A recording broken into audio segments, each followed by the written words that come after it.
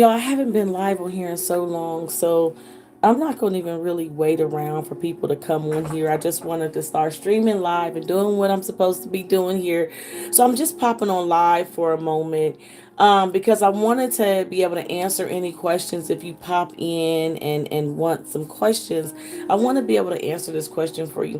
One of the things I want to talk about tonight is I get a question from a lot of people, and I wanted to put the answer right here in YouTube. And one of the questions I get is, Coach Athena, how do I fall out of love with my narcissist? How do I fall out of love with this toxic relationship?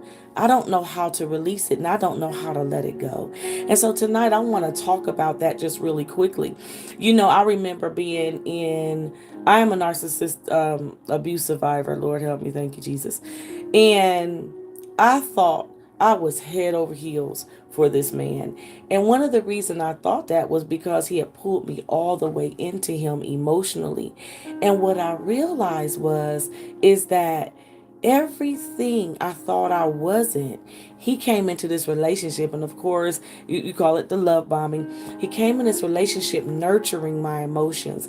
He was filling all of my voids, and so I just began to fall deeper and deeper and deeper in love with this individual. So when my clients ask me, Athena, how do I fall out of love? How do I let go of this relationship? I don't know how. I know it's no good for me, but how do I let it go? How do I move on from it? I don't know how. So tonight I wanted to answer that question for you. And one of the things I want to say tonight is, just like I said, when you've been pulled in emotionally, especially from somebody who's so creative at pulling in their prey. I call it prey. Because narcissists don't really love you for real. They don't love themselves. They can't give you what they don't have. And so what happens is they pull us all the way into them. And what happens is that we actually start falling in love with the experience. We start falling in love with the experience. We are not falling in love with the narcissist. We're falling in love with the attachment. We're falling in love with the emotional validation. We think we're falling in love with the narcissist. And what happens when this person puts us up on this pedestal after they have dotted our I's, after they crossed our T's, after they made us feel like we were super worthy, then they pull that pedestal from up under us and they begin to make us beg for validation, beg for love. So, how do I emotionally detach from that? How they say when a person start smoking, when a person starts smoking crack or whatever, and they're are constantly seeking that high, they're constantly seeking that first high, constantly seeking it. Over time, they become addicted to trying to find that first high. And unfortunately, what happens is they begin to compromise who they are to get that emotional high back. You understand what I'm trying to say? So, unfortunately, guess what they're doing? They're tearing up their life. They're selling their soul just for this emotional high. So, how do I break up? How do I disconnect from wanting this emotional high? Because if you were anything like me, you done tore up a bunch of relationships. You feel like nothing. Nothing. This person has made you feel like nothing, because not only did he put you on the pedestal, but slowly he began to make you second guess your worth. He began to make you second, or they begin, because women can be narcissists, mothers can be narcissists. They begin to make you second guess your worth. I don't even know who I am anymore. I have given up my life begging for this person to stay in it. I've done heard so many broken promises. And this is the thing. And then we get into feeling sorry for people. This is Narcissist Info say it's the truth. You understand, don't you? You get it, right? But what happens is they pull us in to feel sorry for them. They tell us these sad sob stories, because the truth is, it's always all about them. All the time. It was never about you. Never about you in the beginning. It was never about you in the first place. So how do I fall out of love? First of all, understand you're probably not in love with the person. You're in love with an experience. You're in love with the attachment. You're in love with the emotional. You understand what I'm trying to say? I'm not in love with them. I'm in love with that experience. I'm not trying to be funny, but people break up and get in relationships all the time just for the honeymoon stage. Just because they want that feeling. And now, let me tell y'all something. If you live in your emotions will lie to you all the time. Your emotions will deceive you. So when you've connected with somebody who's after your emotional self, they come after you. And they're only coming after you not to make you feel good, but to make you dependent on them so that you can boost their ego. So why am I saying this? Because a lot of women and men are stuck. They are praying to get out. They don't know how to get out. And they don't understand that the secret to getting out is me pulling my emotional self out of this thing. Is accepting it is what it is. Especially when you're dealing with narcissism. A narcissist, I'm sorry, I know you don't want to hear it, but they don't love you because they don't love themselves. I don't love you. I don't love me to love you. I pulled you all the way into me so I can control you. I pulled you all the way into me so that you could be my prey. I pulled you all the way into me. He said, I'm my brother. I know that's right. But at the end of the day, when you come to an acceptance place and you say, you know what, boo, you never loved me for real in the first, and I really wasn't in love for you for real. I never was really in love with you. I was in love with the experience. I was in love with the fact that you dotted my I's and crossed my T's. I was in love with the fact that you made me feel like something because I haven't felt like nothing in a long time. I was in love with the fact that I didn't feel worthless for a minute. It really had nothing to do with you. Because the truth is, I really didn't know you. I didn't know you came to play games. I was looking for somebody to love me. Because you want to know the truth, let me keep it real. Because I really didn't love me. I was looking for you to validate me because I don't feel validated. I was looking for you to be to me what I'm not to me. And you knew that. And you used it. And you used it to pull me into you, to make me feel something I should have been feeling on my own. So how do I disconnect from this emotional bondage? Number one, you have to accept the fact. You have to accept the fact that this person never loved you in the first place. Number two, you have to accept the fact that you're in love with the experience that they gave you. You're chasing this emotional high. And not only that, they've made you feel worthless. So they now have you begging them to give them back that emotional high. And they give and take it when they feel like it. And this is the thing with narcissism. 9 times out of 10, they're doing that to 3 or 4 more people. Not just you. So Athena, how do I let it go? I accept it is what it is. It is what it is. And you can't change it. I cannot change this narcissistic person, or I can't change this toxic person, whether they're narcissistic or not. I have to change me. I have to deal with the voids that I don't want to do this work. The work ain't easy, but I'm going to have to do this work. I'm going to have to heal my way out this situation. Some of y'all done tried to leave, break up, move out, just to move right back in with this person, and you don't know why. And then you beating yourself up. Listen, and what makes you stay is because you are your worst critic. You know it's unhealthy, but you don't know how to get out. And you're scared to get out. For the most part, you're just scared. I'm scared. Won't nobody love me, Athena. I'm scared of being by myself, Athena. I'm scared of this for real. I'm scared. Won't nobody see me for me. I'm scared that I will never experience that emotional high. again. Or what happens is, instead of releasing that relationship, you become prey to a whole nother narcissistic relationship because you haven't done the work. What's the work? The work is deal with the voids. Deal with the voids that the narcissist is nurturing. Deal with that. Like, okay, why am I so attached to this narcissist? What is it that he's saying to me in my emotional realm that I need to say to myself? Why do I feel so unworthy when he goes off and give me a silent treatment? He ghosts me and I'm begging him to come back, or I'm waiting for him to come. He'll be back. Girl, if you don't, or boy or man, you don't get up and do the work, heal your way out. There came a time when I was in my relationship with a narcissist. This was years ago. I started using the silent treatment to woman up hard, to level up, because I didn't know. This is the thing. I would get stronger. I didn't even know about narcissism. I didn't know what the word was for this type of bull crap. Today, all you see, narcissism. I'm like, oh my God, where was I at that day? I promise I wouldn't have stayed in it so long.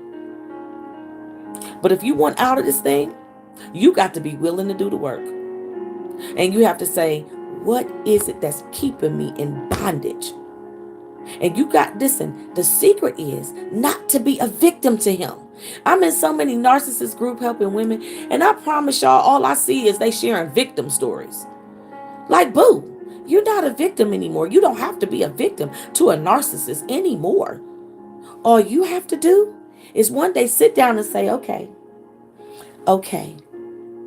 I done came to this place. What fears is holding me bondage in this relationship? What is it? What am I scared of? Why? Why am I here? And when you get there and you start identifying, you do the work. See, a lot of women is putting and men, but a lot of people put their responsibilities for their happiness off on the other people. You giving your narcissist way too much power. You giving all your power away. And you know he left me again for somebody else. Why you keep letting him leave? You leave and stay gone. Boo, you don't make me happy. This is the acceptance. You met me and I was in a vulnerable place. And I needed somebody to love me. I thought I needed somebody to love me because I really didn't know who I was for real. I lacked so much in my emotional realm, and you saw that. And like a snake, you sought me out. And you choked me up and pulled me into you. And you knew that was wrong. But because I didn't know who I was, you could play these games with my mind and play these games with my emotion. And that's okay because I take responsibility for that. Because I was supposed to do my work and I didn't know how to do the work then. But I'm not the same person I was when you met me. And I'm taking my power back. And I'm not letting you have this power over me anymore. I choose to own my happiness. And you don't make me happy. And them little bouts of happiness, that ain't enough. It ain't even happiness. It's games. And you love to play them. Baby, I'm not letting you do that to me anymore. So today, I take my power back. I'm going to deal with my emotional stuff. And I may feel like I can't leave you today, but I promise you, if tomorrow could talk, and this is what you say to yourself, not to the narcissist, to yourself. If tomorrow could talk, it would tell you, I have packed my bags and I done got the heck up out of here. So how am I going to deal? How do I let go of a narcissist? I accept the fact that, first of all, narcissists cannot love. I'm sorry. They're so full of rejection. And yes, they done told you they sad sob stories. Because we all got them. You got a sad sob story if you done been with a narcissist, right? So they done told you they sad sob stories. And you feel sorry for them. Especially they say empaths. No, people who just really been stomped on their whole life pretty much. And they just have a big heart for people who've been stomped on their whole life pretty much. So a narcissist know how to present themselves as the victim. Now, I want you to do this. If you think back, and I'm pretty sure if you're on this channel, you done looked up narcissism 72 million different ways. But this can be beneficial in every area of your life. Every area that you're not happy in. I take responsibility for this. I let this happen to me. I'm not letting it happen to me again. So you may not be able to walk away today. For some people, you can. But because fears have you so bound right now, I'm not going to even, I don't never tell my clients, get up and leave. I don't do that, not unless they're getting hit and their life is at line. Their physical life, like you're going to die or something. But other than that, I say spend time with me. Because the more you begin to fall in love with you and you break up with the lies that's causing you to settle in any area of your life, your toleration for bullcrap will change. And the more you become confident, because it takes a minute, the less you can tolerate bullcrap. There's a secret right there. There's your secret sauce. So you have to be willing to do the work. And yes, it takes work. It took me some years to get about that emotional bondage with a narcissist. I didn't know. I felt so in bondage. And you know what? I remember saying, I'm going to be in this with all my life. I didn't know. I was real young too. I had settled in my heart I was going to put up with him and all the 50 women that he had.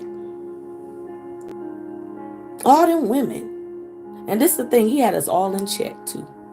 And he paid all of our bills. Very well off man, took excellent care of us. And I was like, well, he take care of me. He makes sure I'm okay. And he made me feel like crap every time. Never failed. Would ghost me for 5 or 6 months. I didn't even have a man for real. I don't know what I had. The devil. But there came a day. And this is the sad part. This is before I ever even heard of narcissism. I knew.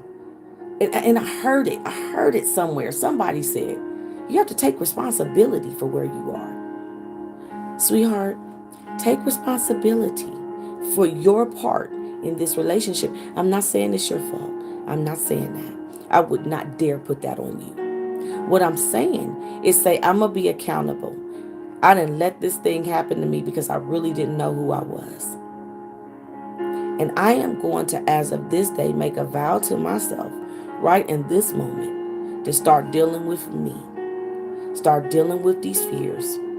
I'm going to start unpacking the baggage that comes with narcissism. Because I'm going to be honest, if you thought you was going through then and you had baggage, if you've been in a relationship with a narcissist any amount of time, he didn't add it to your baggage, right? He didn't add it a whole nother Louis Vuitton bag. So now I got to start unpacking. And how do I start unpacking? One at a time. Sit down. Sometimes you need somebody. Sometimes you need a coach. So if you think you need that, hey, reach out to me. If not, reach out to your therapist. Reach out to somebody that can help you. Sit down and navigate through your past painful stories that made you feel like you wasn't worthy. Because we attract who we are. I don't care. Listen, y'all, there are people who are in narcissistic relationships doing very well for themselves. They make a lot of money. Narcissists come in as millionaires and they come as poor and homeless, okay? But so does the people who attract them. So being a boss and bossing up and having a lot of money does not mean that you know who you are for real. You just good at doing what you do. So you're confidence in that area is pretty good. Until you run into a narcissist to make you second guess every daggone thing. But maybe, just maybe, although I'm good in all of these areas, kind of like Robin Williams and Kate Spade and people who did very well at making us laugh, but behind closed doors, they suffered hard. That may be the place that you're in. Putting on masks, feeling like you got to please this person who ain't one thinking about pleasing you. And they were never out to please you in the first place. They were all about them. It was all about pulling you into them. So now you have to do the work. So you have to make up in your mind that, okay, I need to do the work. And listen, really sit down and do the work. And it takes a minute. Deal with those triggers that come up when you think about being alone. Deal with the triggers that come up when somebody ghosts you. And listen, can I say this to you? I said it in one of my videos, and I said, I don't care, I've been saying it for years. If a person can go days without being with you, they really don't care about you. Not unless they sick in the hospital or something. Even then, they gonna want to call and see you, or they work somewhere else and y'all have this long distance relationship. But even then, over time, they gonna want to come and be with you. Can't nobody gonna put you on punishment because you checked them for something they did. You checked them. Like, boo, you cheated. Oh, well, guess what? I'm ghosting you. That's why I'm going to put you in your place. And you will never check me about cheating somebody. I want to make you so scared for checking me about me that I'm going to pull a whole lot of stops. I'm going to gaslight you. I'm going to scream at you and go crazy every time you say something. Or I'm just going to get quiet and make you beg me to come back. That's what they do. That's narcissism. Is that love? If you just believe that's love, it's not love. And guess what? You don't love that. You just feel like you do. You're in emotional bondage. So the first thing you have to tell yourself, I'm not in love with this person. And I can get out of this person. Hi. Hi, Miss Holmes. So I'm not in love with this person. I can get out. I can get out of this person. I don't have to be here. I don't have to stay here. So today, I want you to deal with that. I want you to start thinking, what fears come up when I think about disconnecting, when I think about being by myself, when I think about being on the other side of this relationship? What fears? And write those fears down. I'm scared for real. I don't want to be alone for real. I'm scared won't nobody love me. I'm serious. You understand what I'm trying to say? So start doing that small work in the relationship if you got to. Some of you guys, you're out of the relationship, but you're still longing to be back in that relationship. And I'm going to tell you why. It is because you have to do the work. Listen, even in doing the work, you still long to, listen, when you feel like ain't nobody really loved you for real, or you felt like you counted yourself out, or you counted yourself to be unworthy for real, I promise you, you want to hop yourself right into another relationship where somebody is nurturing those wounds. No, you are strong enough. You can handle it. That's why it's important. That's why people like me are here. This is not to sell you my program. People abide if people will get with me if they feel like I'm a fit. So I'm not going to do that. But what I'm going to say is this is why we do have coaches. This is why you have therapists. This is why you have ministers. And this is the thing, non-judgmental ones at that. People that ain't gonna judge you. Some of y'all done disconnected from your family. Your narcissist has secluded you in such a place that you feel so alone. You feel so abandoned in the relationship with the narcissist. They done pulled you all the way out and made you feel like crap. You done had children by these people. You done built a family and still you feel so alone. You feel like a victim. It's been caused depression, PTSD, anxiety. You don't know which way to go. This person, 1 minute they good, the next minute they ain't. 1 minute they threaten you, the next minute they love you. You so confused. Feel like you done got bipolar out of this daggone relationship, and you're not. You're not. And yes, depression will set in when you with a person who constantly have you up and down all the time. And let me tell you something. You can have a beautiful relationship, but you got to have it with you first. And you have to own your happiness. You got to own your power. Take your power back. You know, this week, and I didn't hop in here. I don't know why I didn't hop in here, but in my Facebook groups, I have been, if you want to be a part of that group, this week is manifesting the life that you deserve. And tonight I'm talking about disconnecting from anything that doesn't align with your purpose. Disconnecting from any relationship. And not just narcissism, any relationship. The only reason we stay connected in toxic relationships, you know why? Because somewhere when that narcissist is treating you or a relationship, whether it's whoever it is, narcissist, toxic relationship, unhealthy relationship, whatever, when they're doing these things, you're coming into agreements. When they're saying you're not worthy, something about you come into agreements with that. When they say you'll never be nothing and you can stay with a person to talk to you like that, somewhere you're coming into agreement with that. And you got to break the agreements. Like, why am I in agreement with this? Why am I coming into agreement with this toxic bullcrap? Why? I got to learn to come in agreement with my truth. And some of your truth has been founded upon lies that was nurtured even in your childhood, lies from your mama, or lie. And listen, sometimes your mama didn't mean to lie. It's just that she didn't know who she was. People who don't know who they are will pass that down to you. People who don't know who they are pass that down to you. You don't know who you are. And listen, so can I say this to some of you parents? Some of y'all in these relationships and your babies are begging you silently to get out of them. Your children need you to get out. Make your children your why. Like, I got to get up out of this thing. I can't stay here no more. This ain't about me no more. And start healing your way out. So the story, you'll have a testimony like mine. And your testimony will say, I was in a relationship with a narcissist and I healed my way out. And you're going to be able to reach back and pull somebody else out of that emotional bondage, just like I'm talking to you. That's going to be your testimony. Listen to me before I go.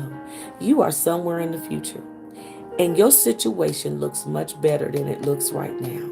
But it starts with your decision to break up with any lie that does not align with the truth of who you were designed to be. That narcissist lied to you when they ghosted you, and gaslight you and cheated on you and came and deceived you. They lied to you, making you feel unworthy. You're none of that. You are amazing. You are an amazing individual and you deserve true love. But in order to get it, you have to attract it by being it to yourself and coming in alignment with truth. I told him today, I said, some of y'all keep saying all these affirmations, and the affirmations is followed on a faulty belief system. Once you get in there and you start dealing with that faulty belief system and you start building up your confidence to walk away, and then you start putting affirmations over top of confidence and a new belief system, oh my God. I would love to see you after you leave the narcissism. Right? You know how many people write me back and say, Athena, I listened to your video, or Athena this, and you gave me the courage. A lot of people reach out to me, and I actually coach them. I'm telling y'all, there are people in 30 and 40 years of relationship with narcissism, and they're walking away. I'm telling you, people who narcissist has caused them to be so emotionally in bondage because they didn't see their worth. You talking about alcoholism and drugs and all of this stuff just to get away from the feelings, just to escape the pain of narcissism. I'm telling you. And these people are thriving. Alcohol free, drug free, narcissist free. Living their best life. They're manifesting their life. And you can do the same. You can do the same. If you say, Athena, I do need help, y'all reach out to me at www.coachathena.org. CoachAthenaJackson.org. It'll be under this video once I get done and do everything I gotta do with it. But look at some of my other videos and take, if you got on this, you said, Athena, I really need you. Join my roar group. My roar group are for women who's going through emotionally. And saying, Athena, I need to get through this because I got something to do with my life, but I can't sit here and be in bondage no more. Come join my group Roar, where I'm in it all the time, pouring into our women. And we join together as a sisterhood, and together we rise because confident women roar. All right. Listen, if this video blessed you, please give me a thumbs up, like, subscribe, and share this video. Y'all share. It's too many women going through. It's too many men going through, and they need solutions. And if you think that this video added value and brought some solutions, share it with somebody else. Share it with somebody else, and maybe that light will go off for them. And today they may say, I'm going to start my journey. I'm going to start my journey. I'm not staying here. I may not be there today. I may not be able to leave today, but I'm walking out of this, and I'm going to be free. I'm not going to be in bondage anymore. Listen, you guys, thanks for watching, and I'll talk to you soon.